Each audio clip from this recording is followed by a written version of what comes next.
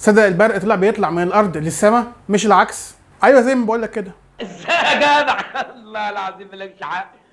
دلوقتي اثناء اي عاصفه، اي سحابه بيكون جواها شحنات كهربائيه كتير، منها الموجب ومنها السالب.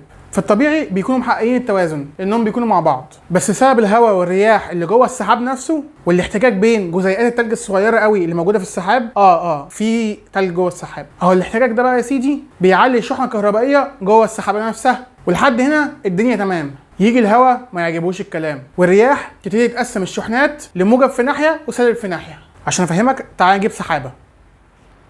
بسبب الهواء الشديد الشحنات بتتقسم لاتنين، من فوق الشحنات الموجبه ومن تحت الشحنات السالبه، وهم هيموتوا ويمسكوا في بعض تاني.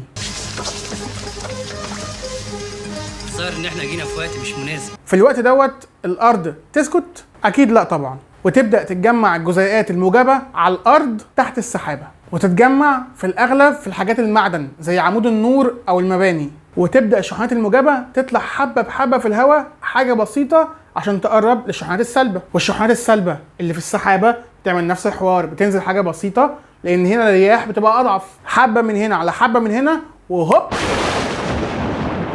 تطلع الشحنات الموجبه من تحت لفوق، وفي اللحظه دي بيتكون البرق. عايز اقول لك ان الشحنات اللي بتتحرك في اللحظه دي في الطبيعي بتوصل ل 300 مليون فولت و30 الف امبير. وعشان تفهم الكميه ديت كويس، فعندي وعندك في البيت الكهرباء ماشيه على 220 فولت، ولو عندك تكييف اخرك 15 امبير، وفي حالات نادره جدا البرق ممكن يوصل لحد مليار فولت.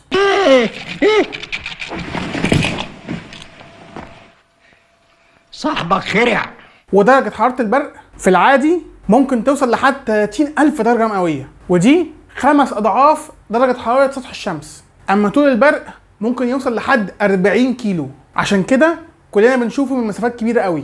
هتيجي تسالني طب والرعد اللي بيجي بعديه بشويه ده عباره عن ايه؟ ده بيكون بسبب الهواء اللي حوالين البرق اللي بيتمدد بسبب الحراره بسرعه عاليه جدا، اسرع من سرعه الصوت، فبيعمل حاجه اسمها سونيك بوم. بس مهما كان الصوت سريع فالضوء اسرع منه بكتير، عشان كده دايما لما بنشوف البرق بنستنى شويه وبعد كده بنسمع الرعد. لو الحلقه عجبتك ابقى اعمل سبسكرايب وممكن لايك عشان بيحفزوني ان انا اكمل معاك اكتر. ولو بتتفرج من الفيسبوك هتلاقي لينك اليوتيوب في اول بوست. اشوفك الحلقه الجايه. سلام يا ذوق. سلام يا حبيبي. سلام يا معلم. ابو تقل دم امك، ما بحبوش الواد ده.